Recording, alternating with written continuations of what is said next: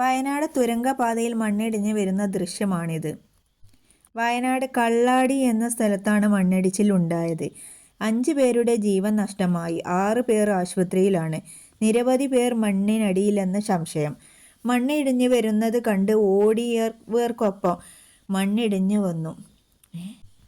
ഭാഗ്യം കൊണ്ട് നിമിഷ നേരം കൊണ്ടാണ് 4 പേരും രക്ഷപ്പെട്ടത്.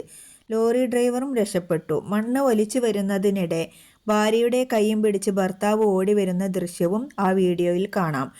അപ്പോഴേക്കും മണ്ണ് വലിച്ചു വന്ന് 2 പേരെയും താഴെ വീഴ്ത്തി. ഭർത്താവ് വേഗം എണീറ്റ് ഭാര്യയുടെ കൈ പിടിച്ച് ഓടി രക്ഷപ്പെടുന്നതും വീഡിയോയിൽ കാണാം.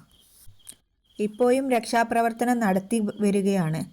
കാണാതായവരെ ഉടനെ കണ്ടെത്തുമെന്ന പ്രതീക്ഷയിലാണ് നാട്ടുകാരും രക്ഷാപ്രവർത്തനം ചെയ്യുന്നവരും. റവന്യൂ മന്ത്രി AP അനിൽകുമാർ, കൃഷിമന്ത്രി T സിദ്ദീഖും സ്ഥലത്തെത്തി തിരച്ചിലിന് കൂടുതൽ നേതൃത്വം നൽകി.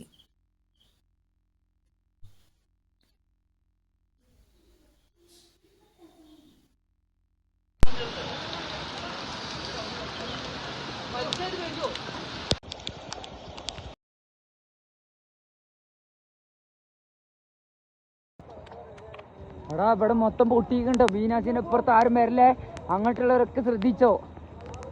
ഈ മീനാശിനെ അവിടെ നല്ല പൊട്ടി മൊത്തത്തിൽ വന്നിക്കണേ. ആൾക്കാർ അവിടെ വണ്ടിയിലുണ്ട്, ബസ്സൊക്കെ അടിയിലായി.